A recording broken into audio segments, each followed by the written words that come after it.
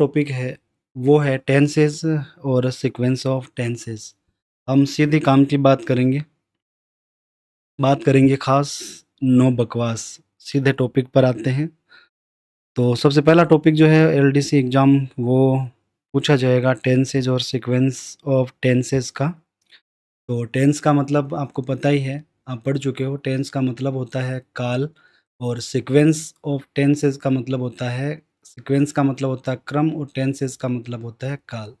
Tenses की बात अगर हम करें तो आप लोगों को पता ही है, टेंस जो होते हैं वो होते हैं 3। सबसे पहला होता है प्रेजेंट, दूसरा इसमें होता है पास्ट, और थर्ड इसमें होता है फ्यूचर। अगर हम कालक्रम की बात करें तो ये नई चीज़ हो सकती है बहुत सारे लोगों के लिए। बात करेंगे तो एक ऑप्शन जो है वो तो कट हो गया है फ्यूचर का। सेकंड इसमें अगर हम देखें तो would have solved, second form इसमें आएगी नहीं। ये बिफोर, आफ्टर और व्हेन वाला अगर सेंटेंस होता तो इसमें सेकंड फॉर्म आ सकती थी, क्योंकि इसमें फर्स्ट जो है वो पास्ट परफेक्ट का है। लेकिन हैड सॉल्व्ड दोनों में सेम जो है वो नहीं हो सकता, दोनों में सेम नहीं होगा।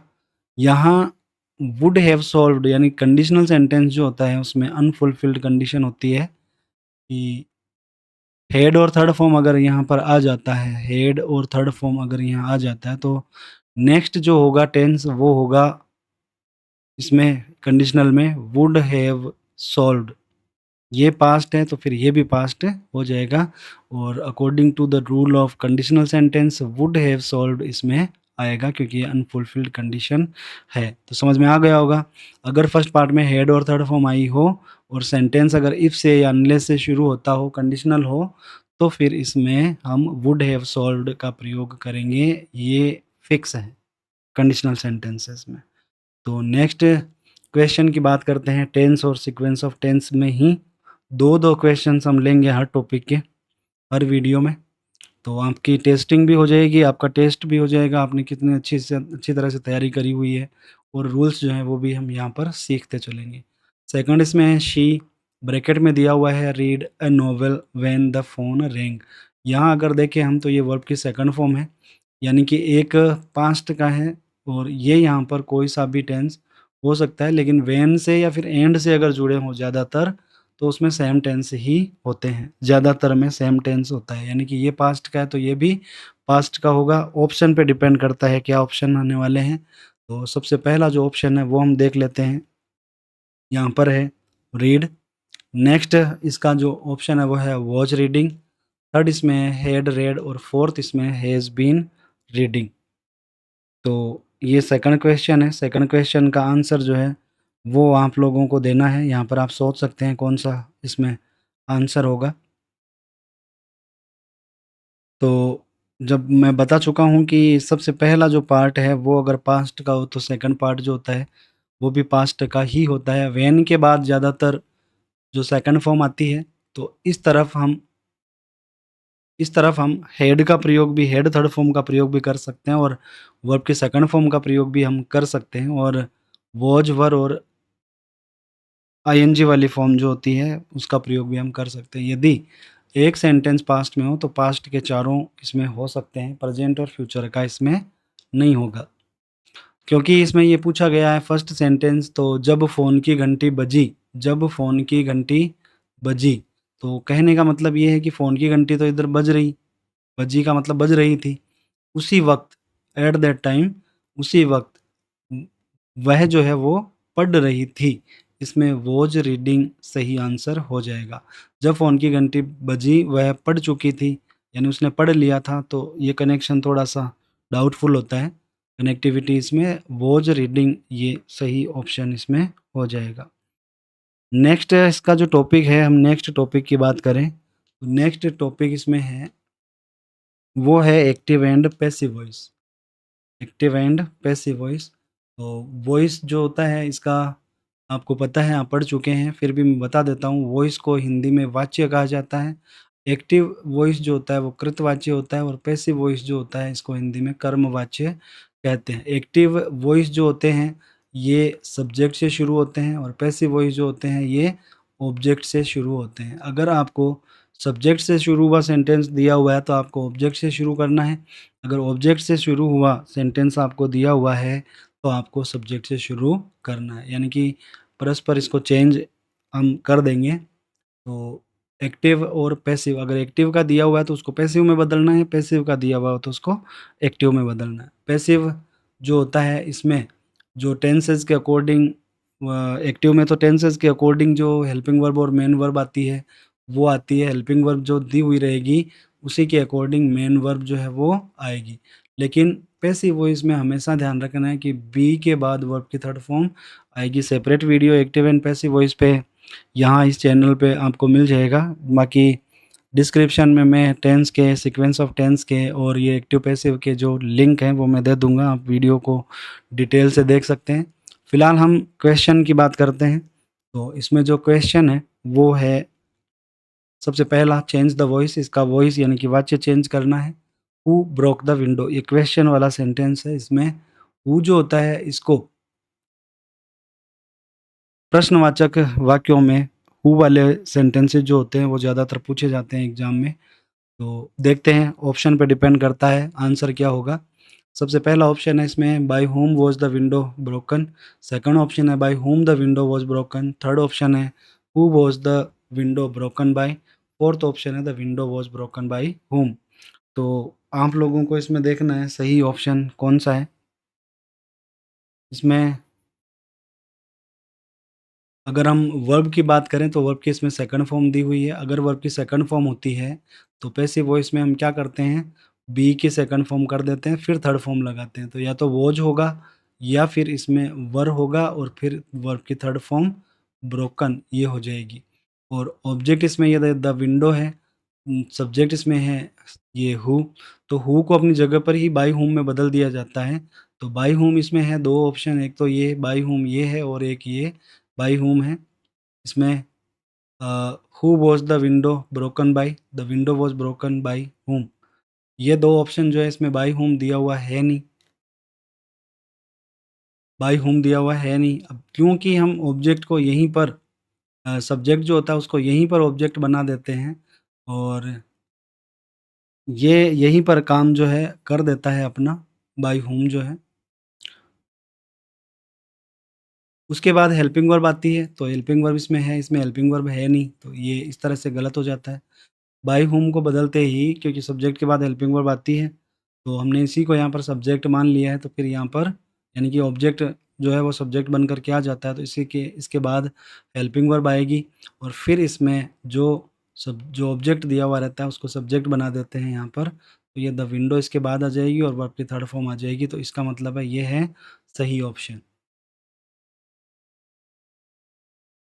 अगर हम बाई शुरू में नहीं रखना चाहें, लास्ट में अगर रखना चाहें तो ये ऑप्शन भी इसमें ई जो है यह ऑप्शन भी सही हो जाता है। Who was the window broken bye. तो फिर ये हु जो है ये हुम में नहीं बदलेगा, ये दोनों ही ऑप्शन सही हैं, ए और सी। तो नेक्स्ट इसका पैसिव वॉइस का सेंटेंस हम देख लेते हैं। अब की बार इसमें पैसिव वॉइस दिया हुआ है, इसको इसमें बदलना है, एक्टिव वॉइस में बदलना है, यानी कि ऑब्जेक्ट दिया हुआ रहेगा सबसे पहले, तो हमें क्या करना है, सब्जेक्ट को पहले सब्जेक्ट से शुरू इसको करना है, ये हमें मिलेगा ऑब्जेक्ट से शुरू। तो इसमें सबसे पहली बात जो आती है वो ये होती है कि बी हट जाता है। जब भी हम एक्टिव वॉइस बनाते हैं तो बी हट जाता है, तो ये हैज़ का हैज़ ही रह जाएगा।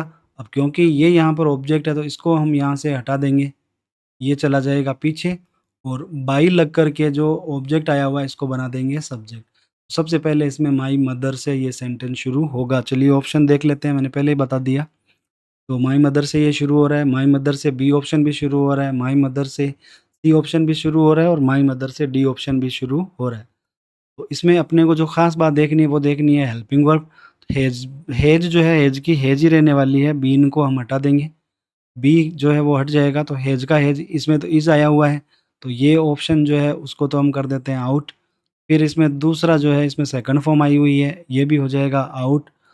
तीसरा ऑप्शन इसमें हेज आया हुआ है, तो डी ऑप्शन में हेड आया हुआ है, हेड नहीं होगा, तो इसका सी ऑप्शन जो है वो हो जाएगा सही, यानी इसका आंसर हो जाएगा my mother has baked the cake. ये इसका सही उत्तर हो जाएगा। Correct answer is C. तो नेक्स्ट हम देखते हैं सिलेबस में टेंस के बाद वॉइस और वॉइस के बाद नरेशन ये भी है। तो नरेशन के 2 एग्जांपल्स हम देख लेते हैं फटाफट। Change into change to indirect speech, हमें इनडायरेक्ट स्पीच में इसको बदलना है। The teacher said water boils at 100 degrees celsius. Option जो है वो दिए हुए हैं। A the teacher said that water boiled at 100 degrees Celsius. The teacher said that water boils at 100 degrees Celsius. The teacher told that water boils at 100 degrees Celsius. The teacher exclaimed that water boils at 100 degree Celsius. तो हमें यहाँ सबसे पहले question में देखना है the teacher said, और ये वाटर बॉइल्स जो है ये सिंपल सेंटेंस है। हमें इसकी प्रकृति देख लेनी है कि ये सिंपल है, नेगेटिव है, इंटरोगेटिव है, एक्सक्लेमेटरी है, किस तरह का है। तो सबसे पहले हमें इसकी जो कैटेगरी होती है, सेंटेंस टाइप होता है, वो हमें पहचान लेना है। ये है सिंपल। दूसरा इसमें ये होता है कि जो रिपोर्टिंग वर्ब जो होती है उसमें ऑब्जेक्ट दिया हुआ है या नहीं। अगर ऑब्जेक्ट दिया हुआ हो और यहाँ सिंपल सेंटेंस हो तो फिर हम इसको टोल्ड और दैट में बदलते हैं। लेकिन इसमें क्योंकि सेड ही दिया हुआ है तो सेड का सेड ही रहेगा। इसमें अगर हम देखें तो सेड इसमें दिया हुआ है ए, ये आंसर हो सकता है यहाँ तक। द टीचर सेड दैट इसमें भी सेड दिया हुआ, ये हो सकता है। द टीचर टोल्ड दैट, इसमें टोल्ड दिया हुआ है, ये टोल्ड नहीं हो सकता क्योंकि ऑब्जेक्ट जब दिया हुआ रहता है तब भी हम इसको टोल्ड में बदलते हैं। थर्ड इसमें देखते हैं एक्सक्लेम्ड का, तो दूर दूर तक कोई रिलेशन ही नहीं है, एक्सक्लेमेटरी सेंटेंस ये नहीं है, सिंपल सेंटेंस है। अपने पास में बचे हैं 2 ऑप्शंस। इसमें आगे हम अगर बढ़ें तो दैट इसमें लगा हुआ है, दैट इसमें भी लगा हुआ है।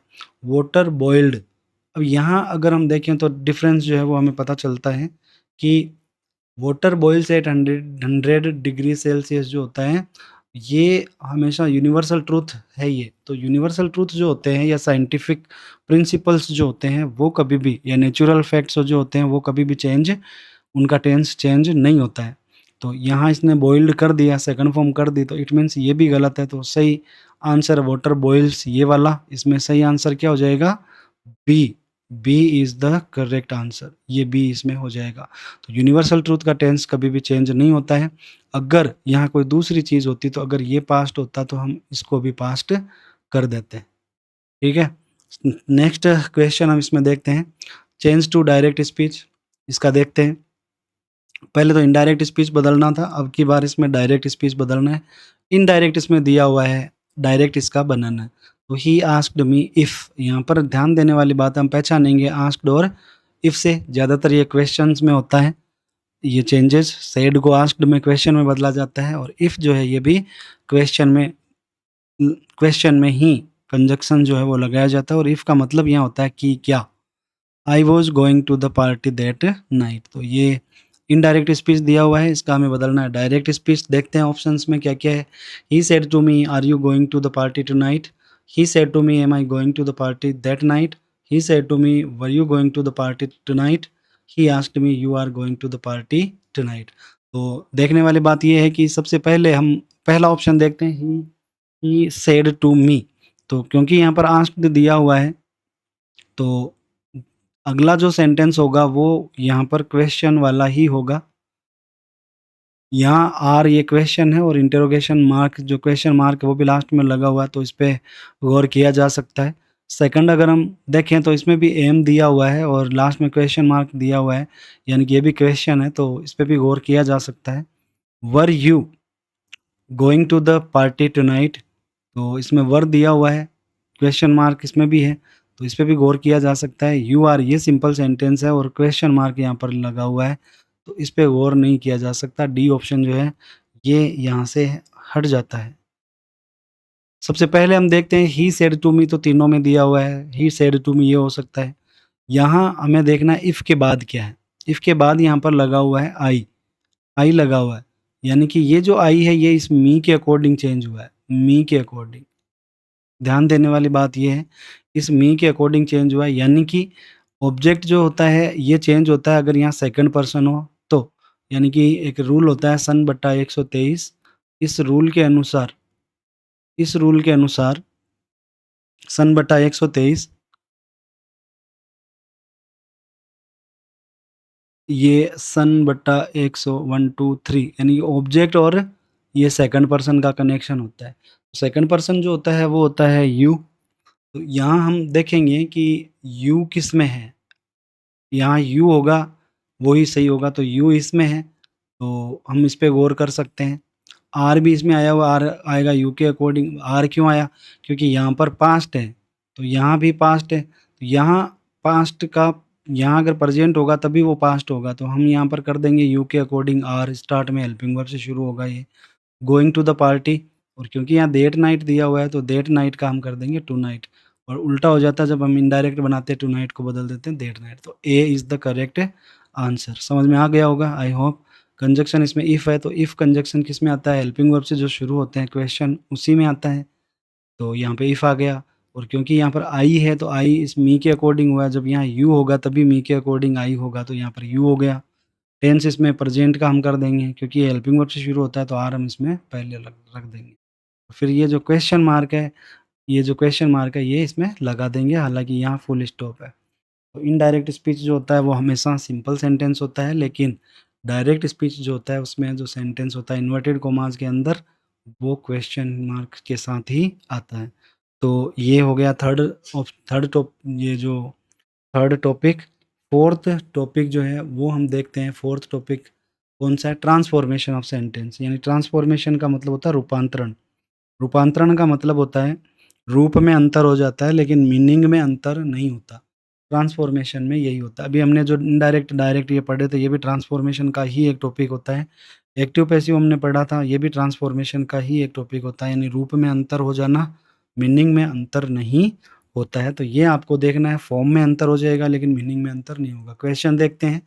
Transform the assertive sentence into an exclamatory one.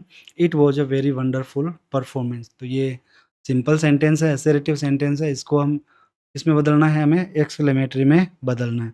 तो एक्सक्लेमेटरी सेंटेंसेस में व्हाट और हाउ, वाओ, ये इस तरह के जो शब्द होते हैं वो हम काम में लेते हैं। तो बिल्कुल ईजी है। It was a very wonderful, तो वेरी जो होता है, एक तो ये इसमें से हट जाता है। सिंपल जब बनाते हैं तो वेरी लगा देते हैं, एक्सक्लेमेटरी बनाते हैं तब वेरी हटा देते हैं। और व्हाट से या फिर हाउ से सेंटेंस को शुरू करते हैं, तो या तो व्हाट से शुरू हो जाएगा या फिर हाउ से शुरू हो जाएगा। ऑप्शन देखते हैं। How wonderful the performance was, what a wonderful performance it was. C option है, was it not a wonderful performance, और the performance was so wonderful. इसमें आपको देखना है, सबसे पहले तो ये क्वेश्चन मार्क बना हुआ है, ये तो क्वेश्चन वाला हो गया, इंटरोगेशन। ये एक्सक्लेमेटरी है, लेकिन ये व्हाट से और हाउ से शुरू नहीं हो रहा है, ये सिंपल सेंटेंस ही बन गया एक तरह से। सो लगाओ चाहे वेरी लगाओ एक ही बात है। हालाँकि इसमें थोड़ा-सा डिफरेंस होता है माइनर, वो बाद की बातें हैं। रूल्स में जब हम पढ़ेंगे तब देखेंगे। इसमें 2 ऑप्शन जो हैं वो बचते हैं, ए और बी। एक तो है how wonderful the performance was, एक है what a wonderful performance it was. तो दोनों में से कौन-सा सही है वो आपको बताना है। क्योंकि ये इट वाज़ से शुरू हो रहा है, इट वाज़ से, इट वाज़ जो है या इट इज़ जो है ये तो लास्ट में रह जाएगा, और व्हाट ये हमेशा साथ में ही आता है। व्हाट ये साथ में आता है। What a wonderful performance it was. और जब हाउ से शुरू करते हैं तो इसमें द हम लगाते हैं। हाउ वंडरफुल, एडजेक्टिव जो होता है वो हाउ के साथ में ही रहता है। How wonderful the performance was. How the performance wonderful was, ये गलत हो जाएगा। इसमें ये दोनों ही सही है। अगर हम हाउ से शुरू करते हैं तो इसमें द लगाना पड़ता है, व्हाट से शुरू करते हैं तो इसमें ए लगाना पड़ता है। व्हाट अ वंडरफुल एडजेक्टिव जो होता है वो व्हाट के बाद आया, हाउ वंडरफुल इसमें हाउ के बाद आया, और द हम जो लगाते हैं वो लगाते हैं जो नाउन होता है उससे पहले, क्योंकि आर्टिकल्स जो होते हैं वो अ, इसी से नाउन से पहले ही लगता है। दोनों ही सही है, हाउ वाला भी, ये भी सही है और ये भी सही है। दोनों ऑप्शन इसमें सही है। नेक्स्ट है, इसमें देखते हैं। Transform the following sentence into negative without changing the meaning. Meaning change नहीं करना है और इसको ट्रांसफॉर्म करना है नेगेटिव में। As soon as he saw the lion he ran away. तो ये अपने को सिखाया जाता है एज सून एज को। ये जो एज सून एज जो होता है, इसकी जगह पर हम नो सूनर डिड का प्रयोग, या डज अगर टेंस होता है प्रेजेंट का तो डज का कर देते हैं, परफेक्ट होता है तो हेड का कर देते हैं। तो ये डिपेंड करता है टेंस में क्या दिया हुआ है। तो सबसे पहले इसके ऑप्शन जो है वो देख लेते हैं। No sooner did he see the lion then he ran away, he did not see the lion so he ran away, he only ran away when he saw the lion, scarcely he saw the lion and ran away. और जैसे मैंने बताया था as soon as वाले sentence में no sooner का प्रयोग हम करते हैं, तो इसमें no sooner did he see the lion, then इसमें ये ए लगा हुआ होता है, कई लोग ई लगा देते हैं, यानी देन कौन सा वाला, ये दोनों में डिफरेंस होता है, ये देन फिर या तब होता है इसका मतलब, तो ये यहाँ पर नहीं आएगा। जो ही या जैसे ही उसने शेर को देखा, ही रेन अवे, वह भाग गया, वैसे ही वह भाग गया, त्यों ही वह भाग गया। इस तरह से इसका ए ऑप्शन, तीनों ऑप्शंस को पढ़ने की ज़रूरत ही नहीं है, यही इसका सही हो जाएगा। तो ये हुआ फोर्थ टॉपिक। फिफ्थ टॉपिक इसमें जो है वो दिया हुआ है अपने एलडीसी के सिलेबस में, use of articles and determiners. तो आर्टिकल्स तो आपको पता ही है, आर्टिकल्स जो होते हैं वो ए, एन और द होते हैं, और डिटर्मिनर जो होते हैं वो निर्धारक यानी डिटरमाइंड होते हैं। वो वर्ड जो पहले से निश्चित या अनिश्चित होते हैं उनको डिटर्मिनर्स कहा जाता है। तो निश्चित और अनिश्चितता बताने वाले जो शब्द होते हैं वो डिटर्मिनर्स आते हैं। आर्टिकल्स भी डिटर्मिनर्स का ही एक पार्ट है। तो इसको हम विस्तार से पढ़ा हुआ है, इसका मैं डिस्क्रिप्शन में लिंक दे दूँगा, हम इस डिटेल से इसको पढ़ सकते हैं। फिर यहाँ भी हम रोज़ाना सेंटेंसेस जो है वो देखेंगे, एग्ज़ाम्पल्स देखेंगे। ऑनेस्टी इज़ बेस्ट पॉलिसी, इसमें आर्टिकल का प्रयोग करना और नीचे दिया हुआ आर्टिकल द और द, एन और द, सी ऑप्शन है नो आर्टिकल पहले में और द आर्टिकल दूसरे में। डी इसमें दिया हुआ है ए और द। तो आप लोगों को ये देखना है कि इसमें क्या आएगा। तो सबसे पहली बात तो ये होता है कि आपको ये पता रहना चाहिए कि जब तक नाउन दिया हुआ ना रहे, तब तक कोई भी डिटर्मिनर का प्रयोग जो है वो आप नहीं करेंगे। नाउन से पहले ही डिटर्मिनर का प्रयोग किया जाता है। नाउन से पहले अगर एडजेक्टिव दिया हुआ हो तो एक अलग बात है, अदरवाइज़ केवल एडजेक्टिव दिया हुआ हो तो आर्टिकल या डिटर्मिनर का प्रयोग नहीं होता, नाउन होना ज़रूरी है। तो सबसे पहली बात तो ये हो गई, यानी कि नाउन जो होता है वो ज़रूरी है किसी भी डिटर्मिनर या आर्टिकल के लिए। तो ऑनेस्टी के बाद कोई नाउन यहाँ पर है नहीं, तो इसमें नो आर्टिकल, यानी एक ही ऑप्शन है, तो इसमें आँख मीच करके ही हम सी ऑप्शन जो है वो लगा सकते हैं। फिर भी हम दूसरा देख लेते हैं, ये सुपरलेटिव डिग्री होती है। सुपरलेटिव डिग्री जो होती है उससे पहले हम टी एच ई लगाते हैं, और टी एच ई को यहाँ पर द नहीं पढ़ा जाता, दी पढ़ा जाता है। इसका प्रोनाउंसिएशन जो होगा वो यहाँ पर क्या होगा, इसका प्रोनाउंसिएशन जो होगा वो होगा दी, यानी बड़ी वाली दी। तो इस तरह से ये ऑप्शन सी इसमें राइट आंसर है। देयर आर ओनली, इसमें आपको भरना है डिटर्मिनर। ऑप्शंस देख लेते हैं, students present in the class today, option इसमें few, a few, the few, little. तो लिटिल की बात जब हम करते हैं यहाँ पर, तो लिटिल सबसे बड़ी बात ये है कि लिटिल जो होता है वो होता है अनकाउंटेबल नाउन के लिए, यानी कि ये मात्रा को बताता है। मात्रा मतलब क्वांटिटी, ये यहाँ पर क्वांटिटी को बताएगा, ये क्वांटिटी को बताएगा। यहाँ पर क्वांटिटी नहीं है, यहाँ पर नंबर्स ऑफ स्टूडेंट्स दिया हुआ है, तो यहाँ पर ये फ्यू, ए फ्यू और द फ्यू में ही आएगा। तो देयर आर ओनली, इसमें क्योंकि ओनली वर्ड दिया हुआ है तो आप लोगों को विशेष ध्यान रखना है कि अगर ओनली वर्ड दिया हुआ रहता है तो ओनली के साथ में हमेशा एफ यू ही दिया हुआ रहता है। इसको डिटेल में हम पढ़ेंगे। फिलहाल आप लोगों को ये रूल याद रखना है, ओनली यानी कि सिर्फ थोड़े से स्टूडेंट्स प्रेजेंट है क्लास में आज। फ्यू जो होता है ये नेगेटिव मीनिंग देता है, बिल्कुल भी नहीं।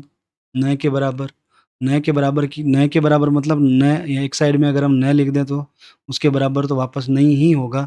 तो फ्यू का मतलब तो बिल्कुल न के बराबर का मतलब नहीं ही होगा, नहीं है तब। लेकिन यहाँ पर बता रहे हैं ओनली का मतलब है कि सिर्फ, यानी कि होना बता रहा है, तो एफ यू होगा। द फ्यू का मतलब होता है जो कुछ थोड़े से थे उनके साथ में कुछ घटना घटित हुई या दुर्घटना घटित हुई, जो कुछ थोड़े से का भाव अगर इसमें होता तो हम वो ऑप्शन लगा देते। तो इसमें ओनली के बाद में एफ यू का प्रयोग इसमें होगा। नेक्स्ट जो टॉपिक है एलडीसी के इंग्लिश के सिलेबस में, वो हम देख लेते हैं, यूज़ ऑफ प्रेपोजिशंस। प्रेपोजिशंस जो होते हैं ये एक अव्यय होते हैं एक तरह से, इनका खुद का कोई मीनिंग नहीं होता, ये के अर्थ में प्रयुक्त होते हैं, इन द सेंस ऑफ, ये ध्यान में रखना, इनका खुद का मीनिंग कभी भी नहीं होता है। एक 2 वर्ड्स को जोड़ने के लिए वो नाउन्स हो सकते हैं 2, या फिर एडजेक्टिव्स हो सकते हैं 2, एडवर्ब्स हो सकते हैं 2, या फिर कोई फ्रेज़ल वर्ब हो सकती है। तो वहाँ पर इनका प्रयोग हम करते हैं, एडवर्बियल पार्टिकल के रूप में भी ये प्रयुक्त हो सकते हैं। तो इसमें सबसे पहला क्वेश्चन जो है वो देख सकते हैं हम, she is accustomed hard work. कुछ फिक्स वर्ड्स वर्ड्स होते हैं जिसमें फिक्स प्रीपोजिशंस जो हैं वो आते हैं। यहाँ पर ऑप्शन देख लेते हैं कौन-कौन से ऑप्शंस हैं। यहाँ पर ऑप्शन है सबसे पहला विथ, दूसरा इसमें है टू, तीसरा इन, चौथा इसमें है बाय। तो इनके ऑप्शंस जो हैं वो दिए हुए हैं, आप लोगों को बताना है। इसमें फिक्स यही है ऑप्शन जो है to, accustomed to hard work, इसमें टू का प्रयोग जो है वही होगा। सेकंड क्वेश्चन इसका हम देख लेते हैं, the Rober jumped the compound wall. तो जंप्ड वर्ड इसमें दिया हुआ है, जंप्ड के साथ ऑफ भी आता है, जंप्ड के साथ ओवर भी आता है। इसमें हम देखते हैं क्या होगा। पहला ऑप्शन है ओवर, दूसरा इसमें है अपॉन, तीसरा एट और चौथा इसमें है इनटू। तो क्योंकि इसमें ऊपर से कूदने की बात है, वॉल यहाँ पर दिया हुआ है, अगर नीचे की तरफ कूदना होता तब इसमें हम ऑफ लगाते, लेकिन ऑफ इसमें दिया हुआ है नहीं, इसका मतलब ये ऊपर ही, दीवार के ऊपर से ही कूदने की बात यहाँ पर चल रही है। तो इसमें ऑप्शन जो है वो ए हो जाएगा सही, ओवर। जंप के साथ में ओवर का प्रयोग इसमें हम करेंगे। नेक्स्ट जो टॉपिक है एलडीसी के सिलेबस में, वो हम यहाँ पर देख लेते हैं, translations of simple ordinary common sentences. यानी कि यहाँ पर ट्रांसलेशन जो है वो करवाया जाएगा, एक सेंटेंस दे दिया जाएगा और उसका हिंदी ट्रांसलेशन पूछा जाएगा, या हिंदी ट्रांसलेशन दे दिया जाएगा, उसका इंग्लिश ट्रांसलेशन पूछा जाएगा, कैसे भी पूछा जा सकता है। तो choose the correct Hindi translation for, सही चुनो ट्रांसलेशन, अनुवाद, he is fond of playing cricket. तो इसमें ये प्रीपोजिशन भी यही है, फिक्स है, फॉन्ड के बाद में, फॉन्ड जो होता है इसके बाद में हमेशा ऑफ का ही प्रयोग होता है। ऑप्शंस देख लेते हैं। ए, वह क्रिकेट खेल रहा है, उसे क्रिकेट खेलने का शौक है, उसने क्रिकेट खेला, वह क्रिकेट खेलता था। और ऑप्शन शौक, जब शौक होता है किसी भी चीज़ का, शौकीन है, जैसे वह चाय पीने का शौकीन है तो he is fond of drinking tea. वह फ्रूट्स का शौकीन है, he is fond of fruits. इस तरह से इसमें ट्रांसलेशन जो होता है फॉन्ड ऑफ का, कोई चीज़ की आदत होती है, नशा होता है, लत होती है, तो हम फॉन्ड ऑफ का, या शौकीन होता है किसी चीज़ का तो हम फॉन्ड ऑफ का प्रयोग करते हैं। तो इसमें पढ़ने की ज़रूरत ही नहीं है, सीधा इसमें बी ऑप्शन, क्योंकि शौक यहाँ पर लिखा हुआ है, शौक है, शौकीन है वह है क्रिकेट खेलने का। नेक्स्ट इसमें जो टॉपिक दिया हुआ है वो हम देख लेते हैं, ट्रांसलेशन के बाद कौन सा टॉपिक है, करेक्शन ऑफ सेंटेंसेस। यानी कि कुछ सेंटेंसेस आपको दिए हुए रहेंगे, उनमें आपको करेक्शन करना है, नो एरर। तो आप लोगों को बताना है कि इसमें सही क्या है, कौन से पार्ट में गलती है। तो एल्डर देन, इसमें जो गलती है वो यहाँ पर है, एल्डर देन, क्योंकि सबसे बड़ा है, ऑल इज ब्रदर्स यहाँ पर दिया हुआ है, तो यहाँ होना चाहिए the eldest.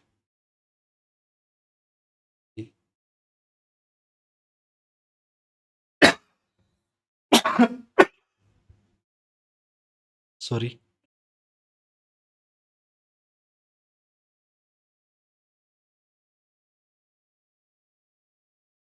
Oldest, old, elder और ओल्डेस्ट।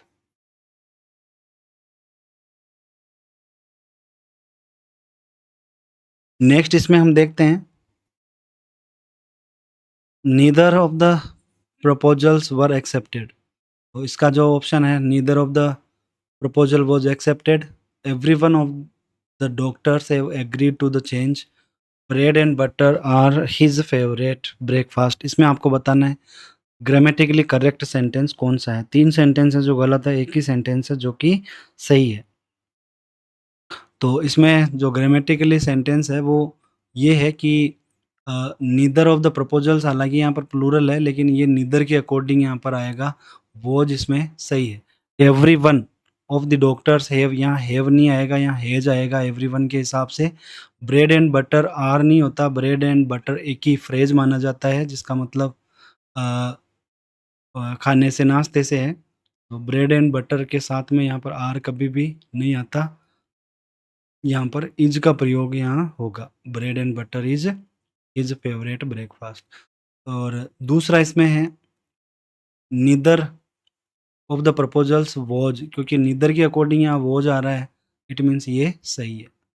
नाइदर नोर भी पढ़ा जाता है इसको, नीदर भी पढ़ा जाता है, आइदर और भी पढ़ा जाता है। तो ये कुछ होते हैं जिनके साथ में हमेशा सिंगुलर वर्ब ही प्रयुक्त होती है, प्लूरल नहीं आती। तो नेक्स्ट ये correction of sentences eighth topic है एलडीसी के सिलेबस में। नेक्स्ट हम देखते हैं glossary of official technical terms with their Hindi versions, यानी कि इसमें जो टेक्निकल वर्ड्स होते हैं वो पूछे जा सकते हैं। टेक्निकल जो वर्ड्स होते हैं, ऑफिशियल वर्ड्स जो होते हैं, देखते हैं इसमें what is the standard official Hindi term for agenda. Agenda के लिए हिंदी जो टर्म है वो कौन सा प्रयुक्त होगा? ए संकल्प, बी कार्यवाही, सी कार्यसूची और डी सूचना। तो इसमें से कौन सा हो सकता है?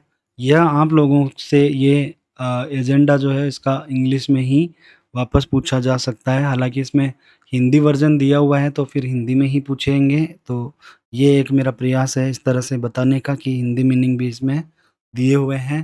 तो एजेंडा के लिए कौन-सा हिंदी वर्ड जो है वो प्रयुक्त इसमें है? तो एक तो कार्यसूची, एजेंडा के लिए जो कार्यसूची है वो प्रयुक्त इसमें होती है। 10th टॉपिक जो है अपने एलडीसी सिलेबस का 10th टॉपिक वो है सिनोनिम्स, यानी कि सिनोनिम्स जो होता है इसको हम बोलते हैं समानार्थी शब्द। समानार्थी शब्द, तो रोज़ाना जो क्लास होगी उसमें लगभग 10 समानार्थी शब्द जो है वो उनकी प्रैक्टिस हम करेंगे फटाफट। तो उम्मीद है आप लोग जो है वो आएँगे रोज़ाना प्रैक्टिस करने के लिए। वीडियो अगर पसंद आए तो ज़रूर लाइक करना, शेयर कर देना अपने दोस्तों को और खूब अच्छे से पढ़ाई करना। देखते हैं इसमें सिनोनिम कौन-सा पूछा है। Choose the word closest in meaning to emulate. Emulate में इमिटेट, रिजेक्ट, डिसमिस और डी इसमें है डिस्ट्रीब्यूट। तो आप लोगों को बताना है कि इसमें एम्यूलेट का मतलब क्या होता है। एम्यूलेट जो होता है इसका मतलब होता है इमिटेट। इमिटेट यानी कि नकल करना। तो इमिटेट इसमें ऑप्शन ए जो है वो सही हो जाएगा। फिर नेक्स्ट हम देखते हैं 11th टॉपिक जो है वो इसमें होगा एंटोनिम्स। एंटोनिम्स जो होता है वो विपरीतार्थक शब्द इसको कहा जाता है। शॉर्ट में अगर हम कहें तो ये विलोम शब्द होता है, यानी कि इसका उल्टा विपरीत अर्थ देने वाला शब्द होगा। तो देखते हैं इसमें choose the word opposite in meaning to frugal. Frugal का अपोजिट मीनिंग इसमें देखना है। तो इसका माइज़रली, एक्स्ट्रावेगेंट, चीप और थ्रिफ्टी। तो इसमें आप लोगों को देखना है कि इसका मतलब क्या होता है। एंटोनिम्स जो होता है वो इसका एक्स्ट्रावेगेंट। फ्रुगल का जो एंटोनिम होगा वो होगा एक्स्ट्रावेगेंट। नेक्स्ट जो इसमें टॉपिक दिया हुआ है, क्या इसका मीनिंग बताऊं? ओके, एक्स्ट्रावेगेंट जो होता है इसका मतलब होता है फिजूल खर्ची। फिजूल खर्ची। ओके, नेक्स्ट इसमें हम देखते हैं जो टॉपिक है वो कौन सा है। नेक्स्ट इसमें जो टॉपिक है वो होता है, वो इसमें है one word substitution. 12th topic है। 12th टॉपिक इसमें है वन वर्ड सब्स्टिट्यूशन, यानी कि एक फ्रेज या फिर एक सेंटेंस होता है जिसका कि एक वर्ड में आपको आंसर बताना होता है, उसका वन वर्ड बताना होता है। देखते हैं इसमें एक example, a small self contained movable state or country that is completely surrounded by another. तो एक छोटा और चलित जो राज्य होता है या देश होता है जो कि कंप्लीटली दूसरे से घिरा हुआ रहता है, उसको हम क्या बोलते हैं? आर्चिपेलागो, पेनिनसुला, एन्क्लेव और इस्थमस। तो इसमें आप लोगों को बताना है कि क्या बोला जाता है। तो ये होता है एन्क्लेव। ऑप्शन सी जो है ये एक एन्क्लेव होता है जो कि दूसरे से घिरा हुआ रहता है। नेक्स्ट इसमें देखेंगे ऑप्शन 13th टॉपिक इसमें है forming new words by using prefixes and suffixes, यानी उपसर्ग और प्रत्यय जो है वो लगा करके वर्ड में एक नया वर्ड बनाना, या फिर सूटेबल सफिक्स या प्रीफिक्स जो है वो लगाना किसी भी वर्ड में। तो which suffix can be added to the word quick to form an adverb, क्रिया विशेषण बनाने के लिए क्विक वर्ड में कौन सा आपको सफिक्स जो है वो लगाना है। इसमें ऑप्शंस दिए हुए हैं नेस, ली, डम, डम और शन, ये 4 ऑप्शंस दिए हुए हैं। एडवर्ब बनाने के लिए इसमें हम क्विक से क्विकली बनाते हैं, क्विकनेस और क्विकडम, क्विक्शन ये नहीं होते हैं, ली लगाते हैं। तो इस तरह से ये क्विकली जो है ये सही आंसर हो जाता है। नेक्स्ट इसमें हम देखते हैं 14th टॉपिक कौन सा है। 14th टॉपिक है कन्फ्यूजेबल वर्ड्स, यानी कि कन्फ्यूज करने वाले जो शब्द होते हैं वो वर्ड्स हैं। एक ही तरह के, एक ही स्पेलिंग के एक होते हैं, लेकिन उनका मीनिंग जो है वो अलग अलग होता है। Choose the correct word to fill in the blank. The two countries signed a peace, और 4 ऑप्शंस यहाँ पर है नीचे दिए हुए, ट्रीटी, ट्रीटाइस, ट्रीटे और ट्रीटी। तो इसमें से सही जो है वो आपको बताना है कि इसमें सही कौन सा है। तो सही इसमें जिसमें लास्ट में वाई आता है और ये स्पेलिंग जो है वो सही है। साइन किया हुआ समझौता जो होता है उसको ट्रीटी बोलते हैं, समझौते समझौते को। नेक्स्ट इसमें जो टॉपिक है एलडीसी में वो दिया हुआ है comprehension of a given passage. एक पैसेज दिया हुआ रहेगा, उस पैसेज में से आपको ढूंढना है answer. The most effective way to improve one's score on a comprehension passage 2। तो इसमें 4 ऑप्शंस जो हैं वो पैसेज कॉम्प्रिहेंशन के लिए ये क्वेश्चन जो है वो दिया हुआ है। हो सकता है आपको पैसेज दे दिया जाए और फिर आपको इससे कॉम्प्रिहेंशन क्वेश्चंस जो है वो पूछे जाएँ, ठीक है? तो सबसे पहला इसमें ये है कि the most effective way to improve one's score on a comprehension passage is to, सबसे जो स्कोर दिलाने वाला कॉम्प्रिहेंशन पैसेज में ध्यान रखने वाली बात है या इफ़ेक्टिव जो प्रभावी तरीका है, वो कौन-सा है ये बताना है। इसमें ऑप्शन बी जो है, ये है read the questions before reading the passage. सबसे पहले हमें क्या करना चाहिए, क्वेश्चंस को पढ़ना चाहिए और फिर पैसेज को पढ़ना चाहिए। हम क्या करते हैं, हम उल्टा करते हैं, पहले पैसेज को पढ़ते हैं, फिर क्वेश्चन जो होते हैं उनको देखते हैं। जबकि सबसे पहले तरीका, बढ़िया तरीका क्या है, प्रभावी तरीका क्या है स्कोर इम्प्रूव करने का, कि सबसे पहले क्वेश्चंस को पढ़ो और उसके बाद पैसेज को पढ़ो। नेक्स्ट इसमें 16th जो टॉपिक है वो है नॉलेज ऑफ राइटिंग लेटर्स, यानी कि लेटर्स जो होते हैं वो कौन-कौन से होते हैं और किस तरह के होते हैं और कितने प्रकार के होते हैं, कैसे लिखे जाते हैं, और लेटर की जो बॉडी होती है उसमें सैल्यूटेशन है, एड्रेस है, ये जो बॉडी है, ये जो संबोधन हम करते हैं, फिर डेट लिखते हैं, एड्रेस लिखते हैं, सेल्फ एड्रेस लिखते हैं, अगले का एड्रेस लिखते हैं। तो ये सारी चीज़ें जो है वो पूछी जा सकती हैं नॉलेज ऑफ राइटिंग लेटर्स में। इसकी भी बात हम करेंगे, लेटर्स को किस तरह से लिखते हैं, कौन-कौन से लेटर्स के प्रकार कौन-कौन से होते हैं और लेटर्स के जो पार्ट्स होते हैं वो कौन-कौन से होते हैं, किस तरह से लिखे जाते हैं। तो फॉर्मल लेटर ये क्वेश्चन है, formal letter written by a government official to another government, एक सरकार से दूसरी सरकार को जो लिखे जाते हैं official of a similar rank usually starting with my dear Mrs Miss X is known as a, वो किस प्रकार का जो लेटर है वो कहा जाता है। तो ये जो लेटर्स होते हैं ऑप्शंस देखते हैं, ऑफिशियल लेटर, डेमी ऑफिशियल यानी कि डीओ लेटर, सर्कुलर और टेंडर। तो ये डेमी ऑफिशियल जो होते हैं, डेमी ऑफिशियल्स कहलाते हैं। अब क्या होते हैं ऑफिशियल और क्या होते हैं डेमी ऑफिशियल्स, डीओ, वो हम देखेंगे जब हम लेटर्स को विस्तार से पढ़ेंगे।